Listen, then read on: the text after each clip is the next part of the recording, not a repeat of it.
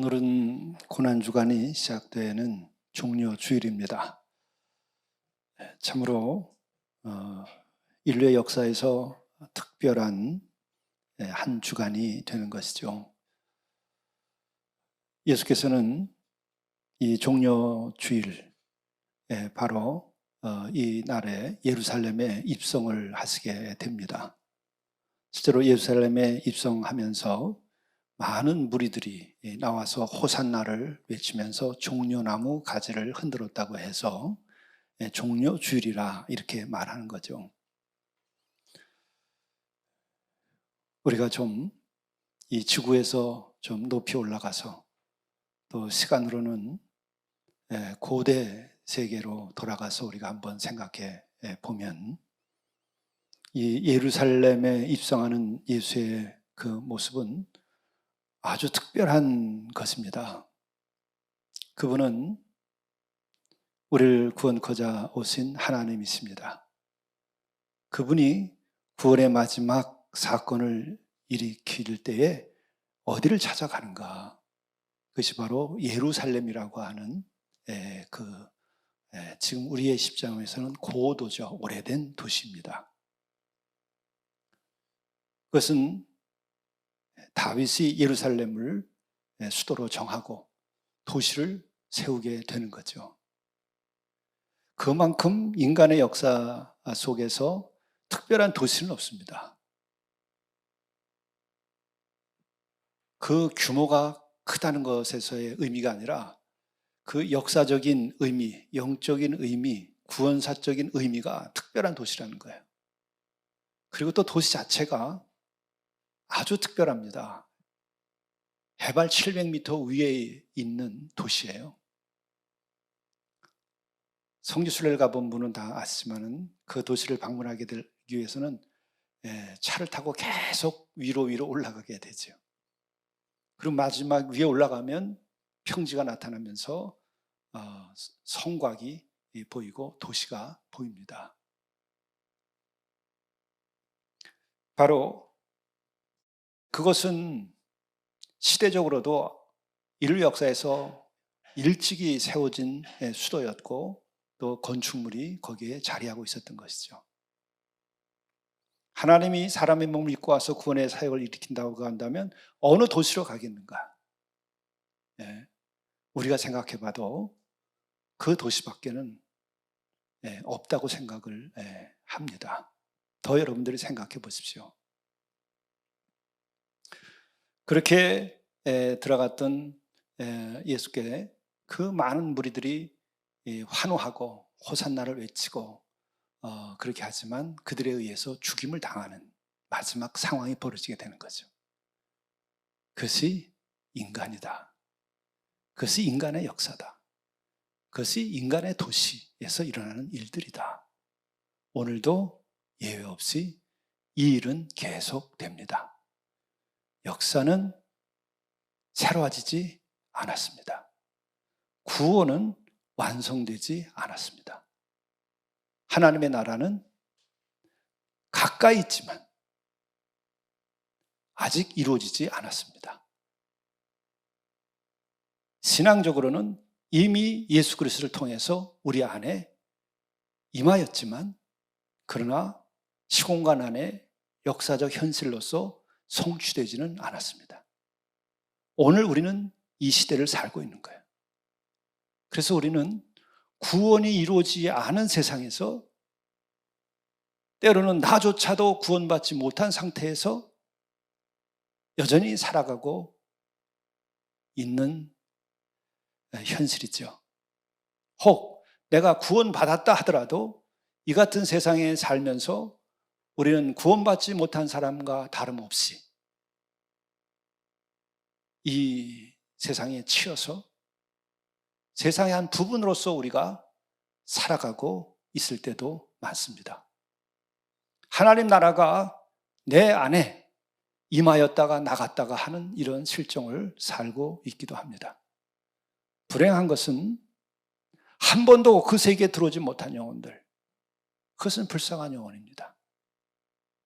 진실로 안타까운 영혼이죠.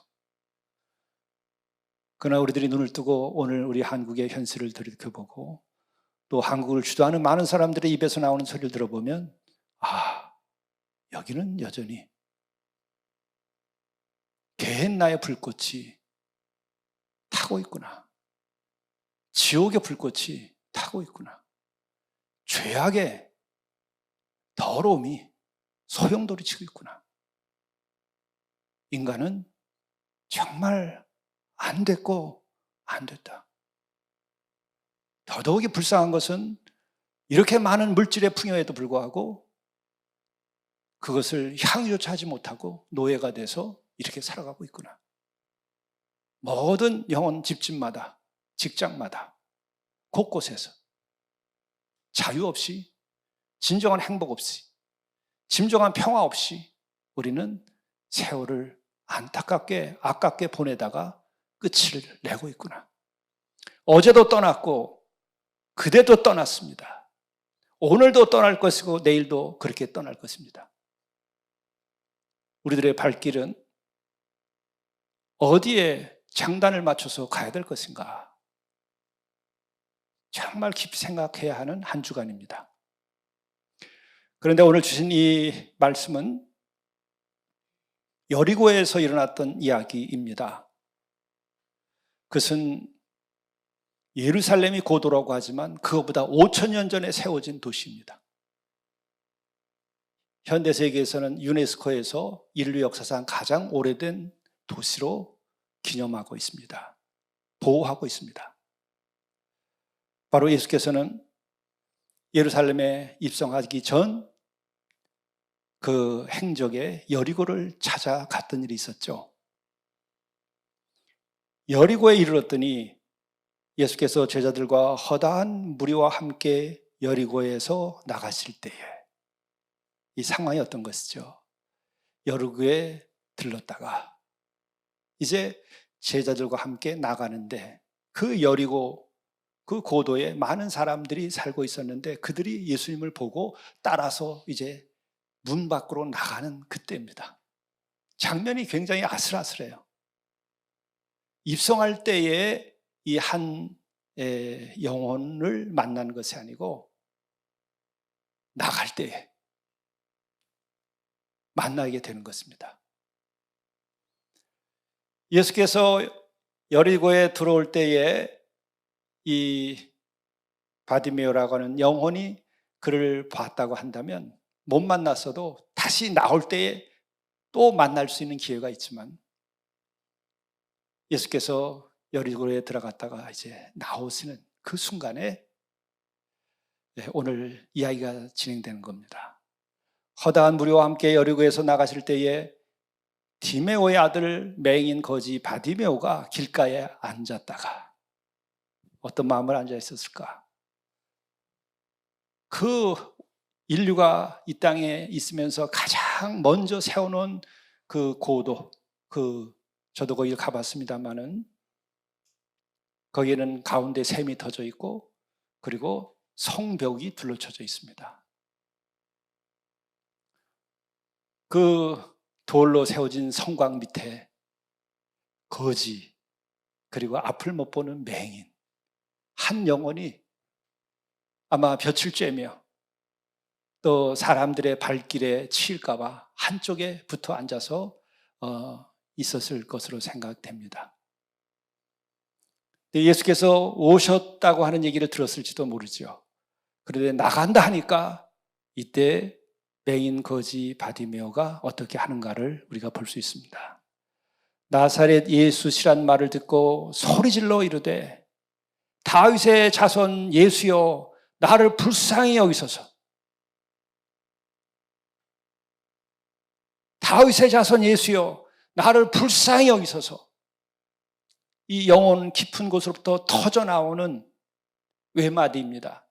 다른 말이 필요 없이 오직 하나의 말만이 그에게 자리하고 있었던 거예요. 다윗의 자손 예수여, 그리스도라는 말이에요. 구세주라는 말이에요. 구세주여 나를 불쌍히 여기소서. 다른 말이 필요가 없어요. 이 영혼이 복을 받은 거예요. 여러분은 뭐를 주께 구하겠습니까? 나에게 오늘 뭐가 필요합니까? 나에게 뭐가 오늘 가장 중요한 것입니까? 아니, 내 인생에서 무엇이 가장 소중한 것입니까? 나를 불쌍히 여기소서. 손을 내밀고 지금 구걸을 하고 있는 겁니까? 아니에요. 뒤에 보세요. 비록 거지지만 한 푼 줍쇼 하는 것이 아닙니다. 한 푼 줍쇼 하는 게 아닙니다. 그렇게 잘 살고 있으면서도 매일 한 푼 줍쇼 하듯이 살아가고 있는 것이 오늘 이 시대의 사람들이 아닙니까?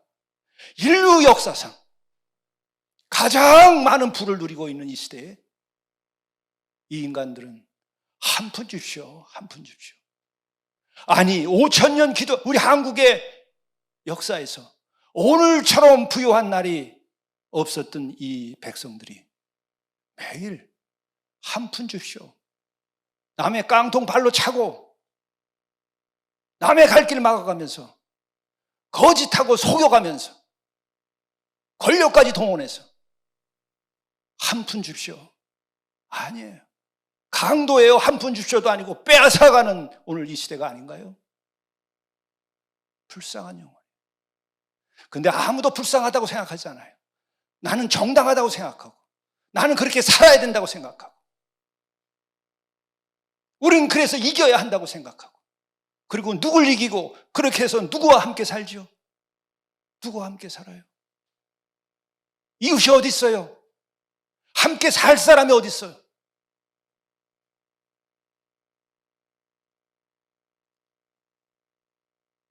하나님이 천지를 지으신 이후에 가장 인간 가운데 비참하게 살고 불쌍하게 사는 영혼이 누구예요?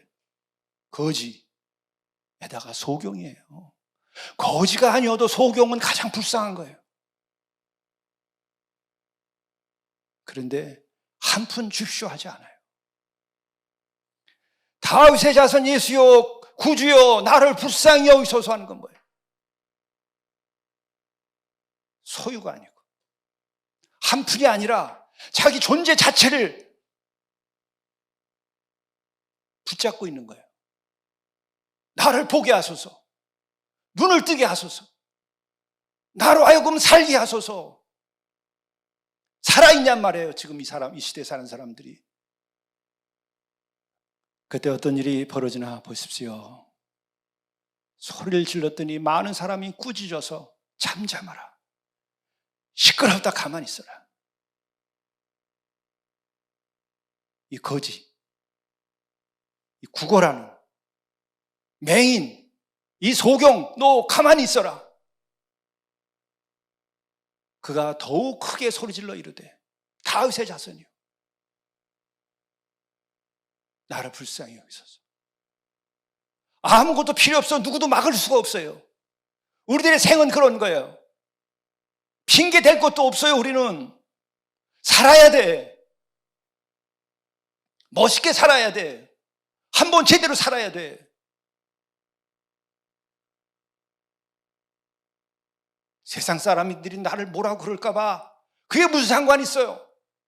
내가 참되면 되지. 내가 정직하면 되지. 내가 남들한테 손 벌리지 않고 내가 제대로 살면 되지. 남들이 나에게 무슨 상관이 있어요. 인간으로부터 자유로워져야 돼요. 세상으로부터 자유로워져야 돼요. 꾸짖어서 잠잠하라고 하든 말든 그게 나와 무슨 상관이 있어요. 다윗은 어떻게 하다가 나를 불쌍히 여겨달라고 상한 심령으로 더 이상 내가 제사 지내는 것으로는 하나님을 기쁘게 해드릴 수 없고 내가 정말 상한 심령이 돼서 나에게 긍휼을 베풀어달라고 용서해달라고 하는 그 마음에 도달하는데 얼마나 걸렸어요. 죄악을 저지르고 거기에 도달한 거예요. 인류의 역사상 그런 충성을 다하는 장수가 없어요. 다윗이 나름은 세상에서 위대한 인물이니까 우리아라고 하는 그 충성된 장수가 전선에 나가서 왕을 위하여 자기 나라를 위하여 하나님을 위하여 싸우는데 그의 아내를 후방에서 겁탈을 하는 거예요. 그렇게 하고 마침내는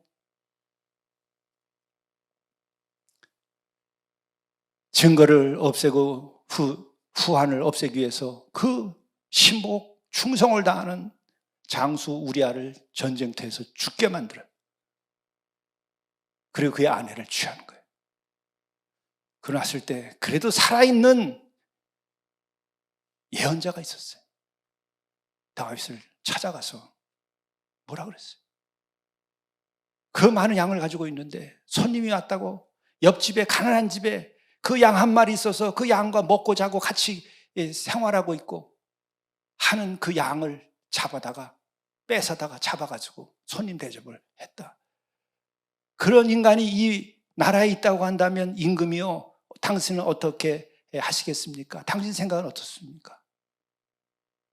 그 자식 당장 죽이라고 그랬어요. 죽어 마땅하지. 그게 바로 당신이요, 남의 아내를 그렇게 뺏어서. 그때 거꾸로 졌어요. 그때 거꾸로 졌어요. 그래서 그때 다윗이 나단에게 자백하였다고 그래요. 내가 주님께 죄를 지었습니다. 내가 주님께 죄를 지었습니다. 그래도 다윗이에요. 죄를 졌어도 그래도 자기의 죄를, 이 나단을 쳐서 죽이지 않았어요. 요즘 같으면 나단 같은 게 살아남겠어요? 이 대한민국의 이 시대에 살아남겠어요? 나단이 하나라도 있다면. 목을 치는 거예요.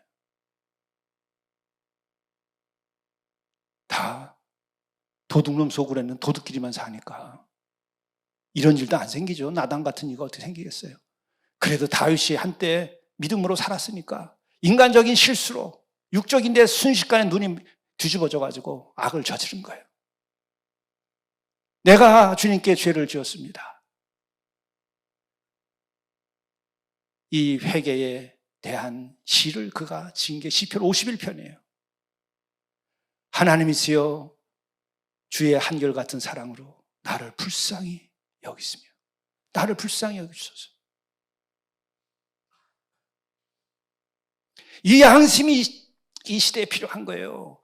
완전한 사람은 없어요. 그러나 죄를 짓고서는 회개를 해야 될 거 아니야.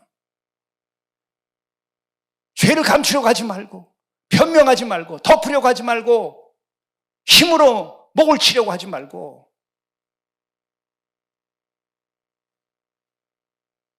죄를 지었사오니 나를 불쌍히 여기소서.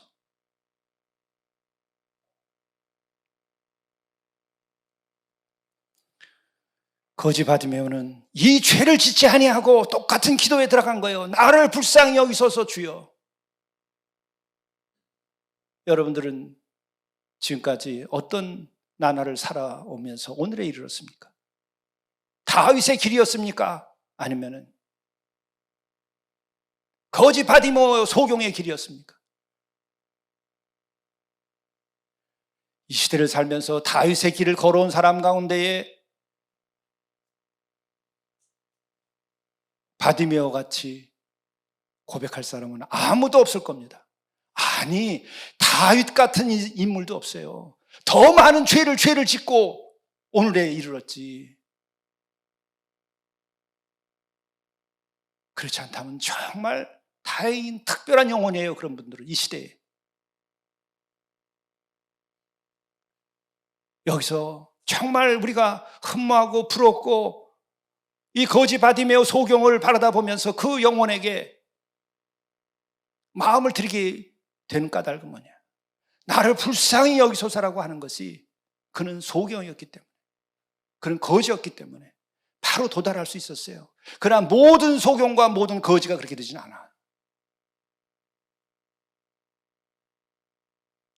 거지는 더 많은 죄를 저지를 수도 있어요. 이 시대는 더 많은 악을 저지를 수도 있고 도둑질할 수도 있고 더 많은 범죄에 노출돼 있어요.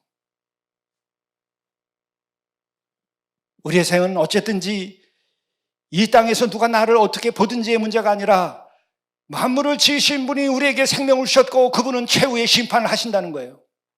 그리고 오늘도 우리를 구원하시기 원한다는 거예요. 그분에게 응답해야 돼요. 누구에게 답할 것이 아니라 내가 그분에게 답해야 돼요. 나를 지으신 분에게. 그래서 그 중세기에 가장 신비의 큰 신학을 이루었던 이는 그렇게 얘기해요. 하나님의 유입이 영혼으로 흘러 타고 들어오는 그 시간, 밤, 그 고독의 시간, 그 광야의 시간, 골방의 시간, 세상의 불이 꺼지고 진정한 밤이 찾아온 그 시간, 하나님의 유입이 영혼으로 흘러 타고 들어오는 그 시간, 이렇게 표현을 했어요. 그때 그는 하나님을 만나려고 해서 만나는 것이 아니라 그분이 유입해서 들어오는 거예요. 밤하늘에 어느 날 하늘이 열리면 은하수가 흘러서 일생을 잊을 수 없는 그 은하수를 기억하듯이 하나님의 유입을 경험하는 거예요. 영혼으로 흘러 타고 들어오는 그 시간은 바로 밤이라고 얘기하고, 그때에 우리에게 찾아오는 것은 하나님의 무한한 사랑이 나에게 임하는 것이고, 그때에 동시로 경험되는 것이 나를 불쌍히 여기소서와 함께 나를 불쌍히 여기시는군요. 주여, 나를 불쌍히 여기시는군요. 나를 살리시는군요. 감사하이다. 그 노래가 나오는 거예요. 오늘 이 바디메의 이야기로 다시 들어가서 보게 되면 48절에 많은 사람이 부르짖어 잠잠하라고 하되 그가 더 크게 소리를 질러서 이르되 다윗의 자손이 나를 불쌍히 여기서 하는지라. 예수께서 머물러 서서 그를 부르라, 오게 하라.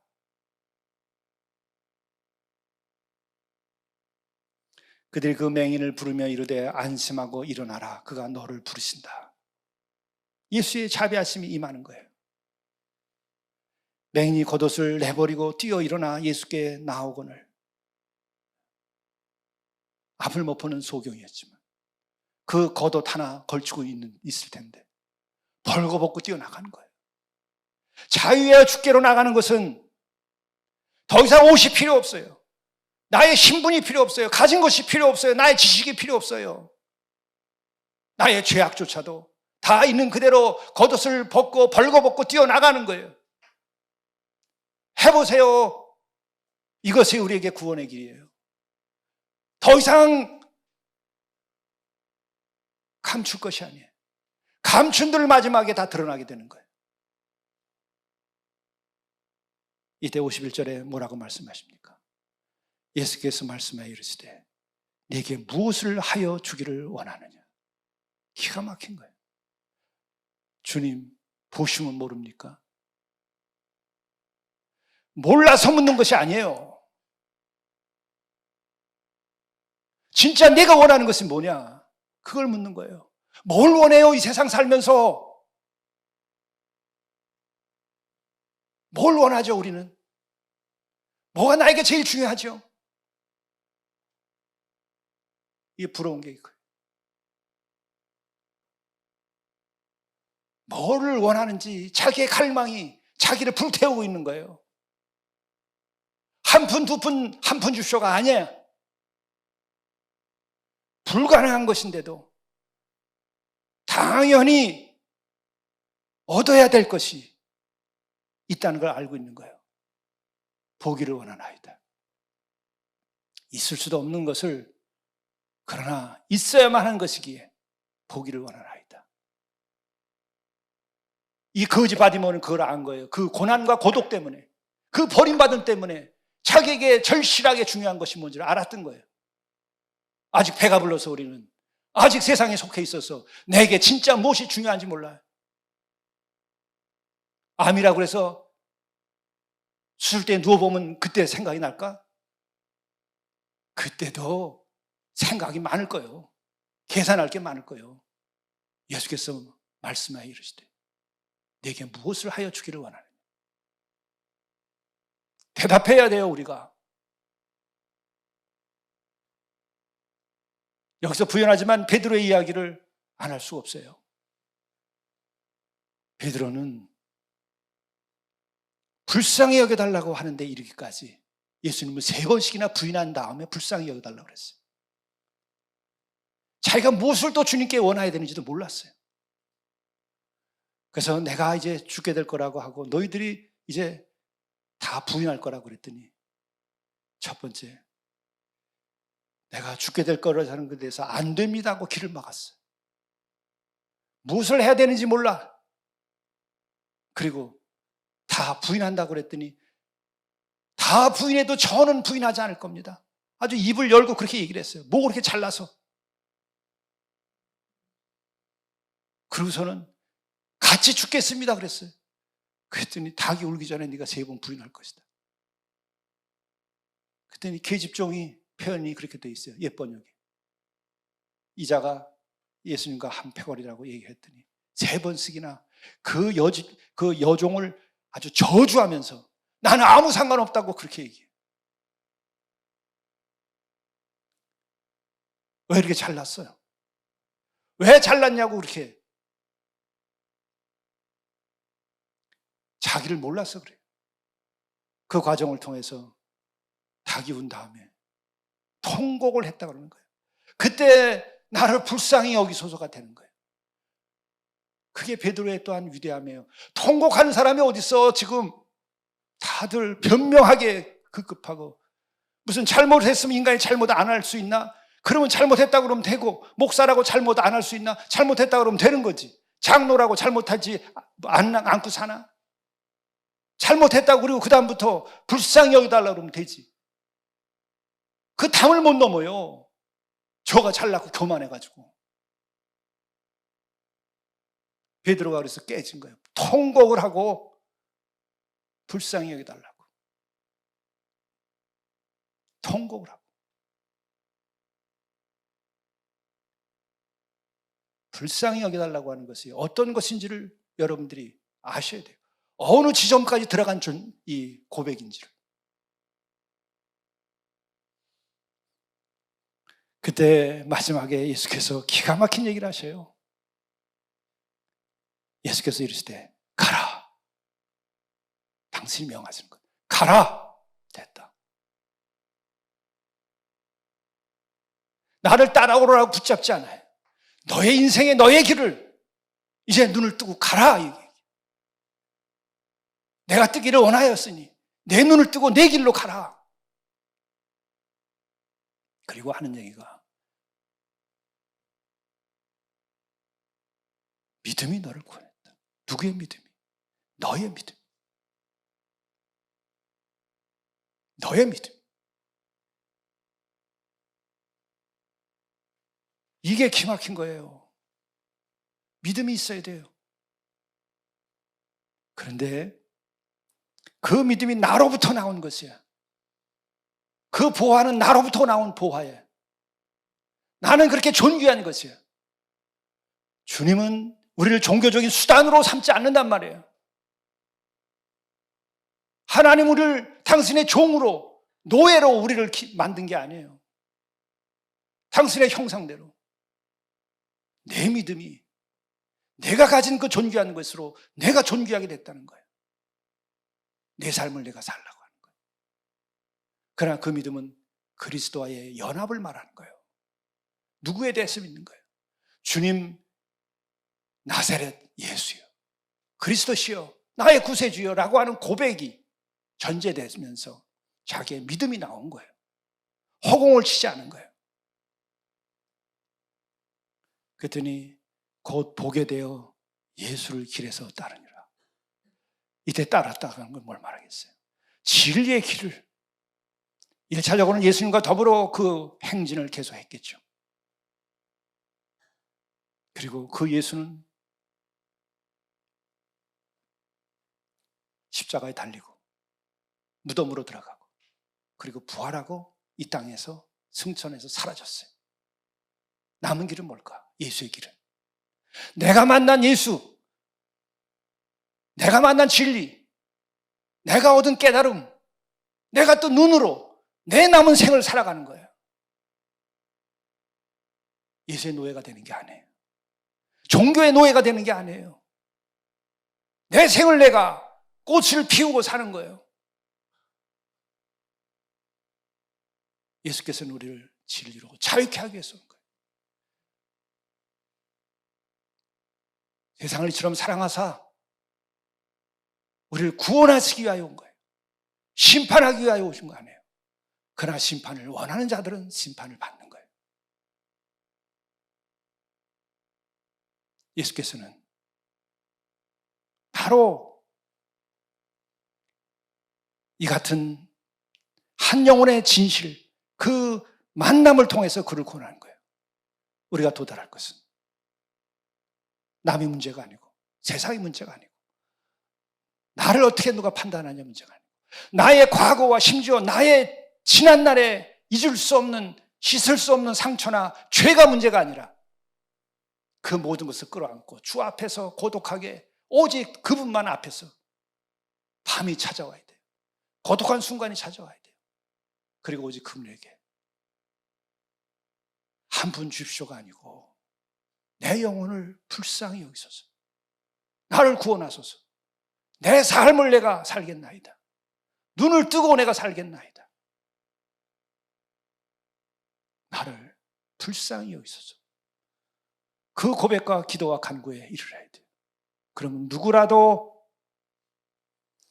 이 인류가 땅에서 지어놓은 가장 오래된 고도 예루살렘, 그 성벽 아래서, 그 문 앞에서 일어났던 이 사건이 여러분에게 빛이 되고 여러분의 삶의 이야기 한 부분이 되는 거예요. 그게 복음이에요. 기도하시겠습니다. 주님, 새삼스럽게 이 땅에 우리에게 오신 것이 감사하나이다. 거지, 소경, 그 한 영혼이 궁극에 도달한 그 깊은 고독과 절망 속에서 비로소 하나님을 향하여, 주를 향하여 자신의 존재 영혼을 위하여 기도하게 하심으로 그가 주를 만나고 그가 눈을 뜨고 그의 삶을 가장 아름답게 꽃피우게 하신 것을 감사하나이다. 이것이 오늘 우리의 이야기가 되게 하시고 이 땅에 사는 영혼들의 이야기가 되게 하시고 이로 인하여 모두가 각자 아름다운 꽃을 피우며 하나님의 나라와 그 의를 이루어갈 수 있도록 도와주옵소서. 우리의 가정에서 이 놀라운 은혜가 나타나게 하시고 이 고난의 땅 일시 잘 살지만은 끝없이 이 부패한 이 땅에 주님 빛으로 함께하여 주옵소서. 구원으로 함께하여 주옵소서. 우리가 한 규탱이의 꽃이 되도록 인도해 주옵소서. 예수 그리스도의 이름으로 간절히 기도드리옵나이다. 아멘.